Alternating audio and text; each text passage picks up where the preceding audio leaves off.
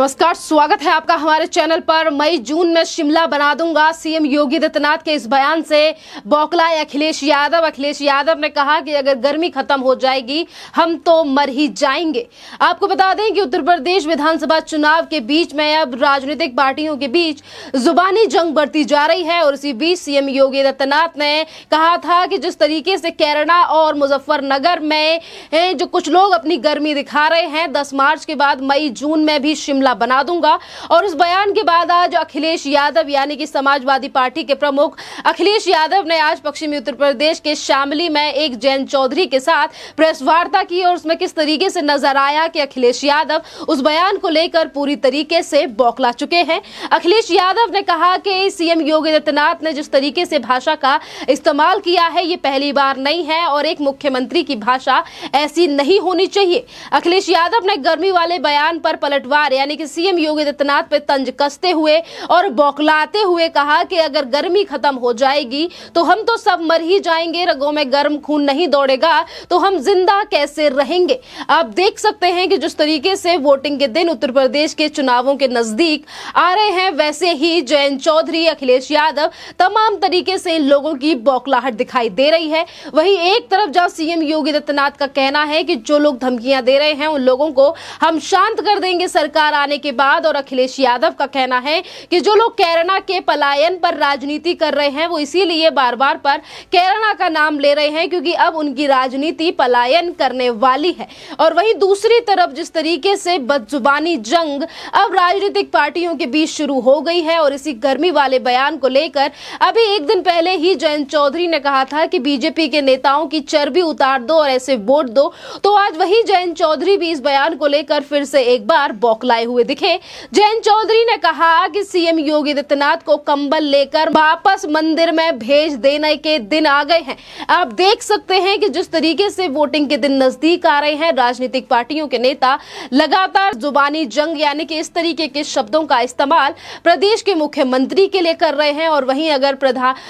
अगर देश के मुख्यमंत्री योगी आदित्यनाथ की जुबान को देखा जाए, जिस तरीके से उन्होंने बयानबाजी की है, उन्होंने प्रदेश के किसी भी राजनीतिक नेताओं को लेकर कम और नेता और गुंडे माफियाओं को लेकर ये बयान दिया था। जिस तरीके से समाजवादी पार्टी के कैराना के जो प्रत्याशी हैं नाहिद हसन, उनके समर्थकों ने किस तरीके से जाटों को धमकी दी थी और कहा था कि अगर थोड़ी सी भी गड़बड़ी होती है तो तुम 24% हो और हम 90% हैं, और किस तरीके से धमकी समाजवादी पार्टी के कुछ कार्यकर्ताओं की तरफ से दी जा रही है। और वहीं अगर बात मेरठ की जाए, मुजफ्फरनगर की जाए, तो समाजवादी पार्टी के ही अगर प्रत्याशी हो या फिर विधायक किस तरीके से धमकियां दे रहे हैं और ये कह रहे हैं कि अगर हमारी सरकार आई तो हम इस तरीके से चीजें कर देंगे। ये साफ प्रतीत होता है कि किस तरीके से अखिलेश यादव के पार्टी के जो नेता है, कार्यकर्ता हैं और अखिलेश यादव की बौखलाहट बढ़ती जा रही है जैसे ही वोटिंग के दिन नजदीक आ रहे हैं। आपको बता दें कि आज शामली में अखिलेश यादव और जयंत चौधरी यानी कि समाजवादी पार्टी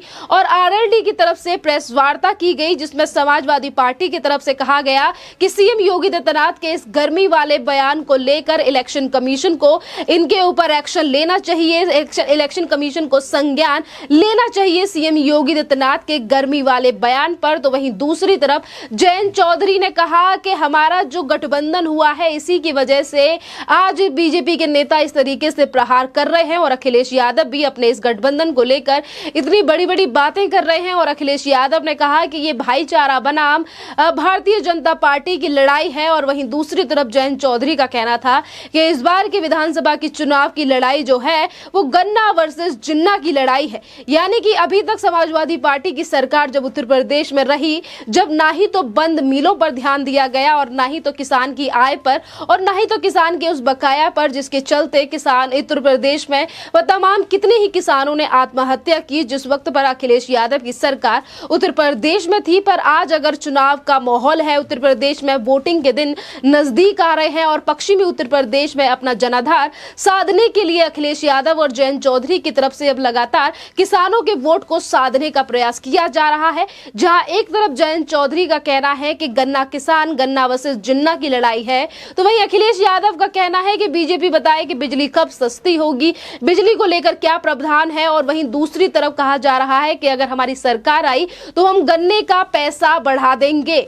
यानी कि अभी तक जिस पश्चिमी उत्तर प्रदेश में मुजफ्फरनगर में अगर दंगे हुए, मुजफ्फरनगर भी गन्ने के नाम से काफी ज्यादा फेमस है उत्तर प्रदेश में, और ज्यादातर जो किसान गन्ना किसान है वो पश्चिमी उत्तर प्रदेश से आते हैं। मुजफ्फरनगर में भी काफी बड़ी संख्या है गन्ना किसानों की, और आज तब मुजफ्फरनगर में जब दंगे हुए थे और किस तरीके से गन्ना किसान से लेकर तमाम जाटों को अपनी जान गंवानी पड़ी थी, उस वक्त पर अखिलेश यादव सैफई में महोत्सव करा रहे थे। और आज अखिलेश यादव चुनाव जीतने के लिए, वोटर्स को रिझाने के लिए, पश्चिमी उत्तर प्रदेश में किसानों को अपनी तरफ आकर्षित करने के लिए ये कह रहे हैं कि अगर हमारी सरकार आती है तो हम गन्ने का प्राइस बढ़ा देंगे। और वहीं सीएम योगी आदित्यनाथ के बयानों को लेकर किस तरीके से अलग ही रूपरेखा दी जा रही है, ये कहा जा रहा है कि इलेक्शन कमीशन को इस पूरे मामले को लेकर संज्ञान लेना चाहिए। जहां अखिलेश यादव की तरफ से जिस तरीके से उठाए गए हैं सवाल सीएम योगी आदित्यनाथ के इस बयान को लेकर, अगर हम दूसरी तरफ देखें तो किस तरीके से आज प्रदेश की जनता अखिलेश यादव को लेकर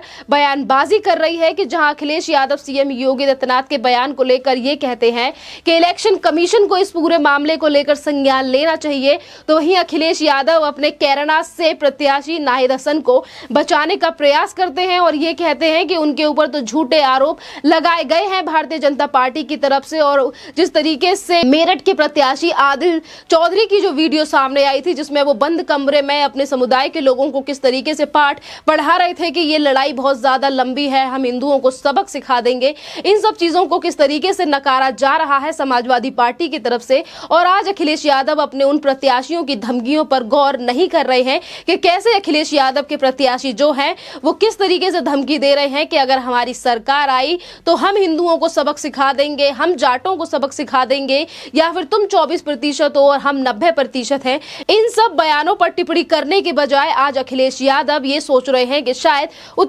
पश्चिमी उत्तर प्रदेश की जनता जो है, जो किसान है, उनकी आंखें बंद हैं, पर ऐसा कुछ भी नहीं है और चीजें कुछ और ही विपरीत दिखा रही हैं। क्योंकि जिस तरीके से पोल सामने आ रहे हैं, जयंत चौधरी के गठबंधन से खुद जाट जो है, वो जाट बेल्ट है, वो नाराज नजर आ रही है। क्योंकि जहां एक तरफ जयंत चौधरी अपने गठबंधन को लेकर तमाम बड़ी बातें कर रहे हैं और अखिलेश यादव और जयंत चौधरी आजकल लगातार प्रेस वार्ता एक साथ करते हुए दिखाई दे रहे हैं और ये कह रहे हैं कि ये भाईचारे का गठबंधन है, हम काफी ज्यादा खुश हैं गठबंधन करके और ये भाईचारा बीजेपी को हराएगा, इस बार हमारी सरकार उत्तर प्रदेश में आने वाली है। पर अगर जमीनी हकीकत देखी जाए तो वो कुछ और ही बयां करती है। क्योंकि समाजवादी पार्टी और जयंत चौधरी का गठबंधन तो हुआ है और जिस तरीके से बदजुबानी सीएम योगी आदित्यनाथ को लेकर इन दोनों नेताओं की तरफ से की जा रही है, चाहे फिर वो अखिलेश यादव हो या अखिलेश यादव के प्रत्याशी हो या फिर जयंत चौधरी हो, कि चर्बी उतार देंगे या फिर सीएम योगी आदित्यनाथ को कंबल लेके मंदिर भेज दीजिए। और जिस तरीके से समाजवादी पार्टी ने अपनी लिस्ट को थोपा है आरएलडी के ऊपर,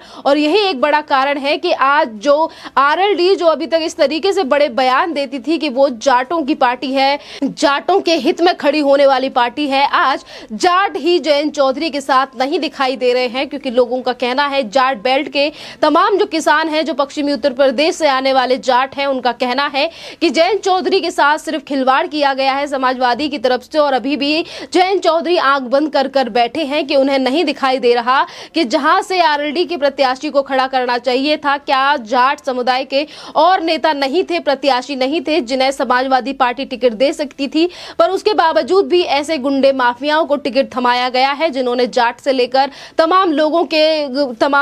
को प्रताड़नाएं दी, लोगों को घर छोड़ने के लिए मजबूर किया। पर उसके बावजूद भी अगर जयंत चौधरी और अखिलेश यादव सोच रहे हैं कि इस बार उनके गठबंधन को ज्यादा सीटें मिलेंगी, तो शायद जमीनी हकीकत देखने की इस गठबंधन को जरूरत है। अब देखना अहम ये होगा कि क्या समीकरण निकल कर आते हैं 10 मार्च को इस बार के विधानसभा चुनाव को लेकर। और सीएम योगी आदित्यनाथ तो पहले ही हुंकार भर चुके हैं, पहले ही दावा कर चुके हैं कि इस बार वो उत्तर प्रदेश में 37 सालों का रिकॉर्ड तोड़ने वाले हैं। और जिस तरीके से अखिलेश यादव से लेकर जयंत चौधरी सीएम योगी आदित्यनाथ को लेकर बयानबाजी कर रहे हैं कि बाबा को मंदिर भेज दीजिए, मुख्यमंत्री को कंबल दे दीजिए, या फिर इस बार उनकी सरकार आने वाली है। और जहां पर अखिलेश यादव का कहना है कि भारतीय जनता पार्टी का तिरस्कार उत्तर प्रदेश के लोग कर चुके हैं। अब देखना अहम होगा कि किसकी सरकार इस बार 10 मार्च को बनने वाली है और अखिलेश यादव और जयंत चौधरी का गठबंधन कितना ज्यादा जनता को पसंद आता है। क्योंकि अभी तक जो समीकरण सामने आ रहे हैं उसमें जाट बेल्ट जो है वो पूरी तरीके से गुस्सा दिखाई दे रहा है समाजवादी पार्टी और आरएलडी के इस गठबंधन से। खैर, इस टॉपिक पर आपका क्या कहना है, आप हमें कमेंट करके जरूर बताइए। धन्यवाद।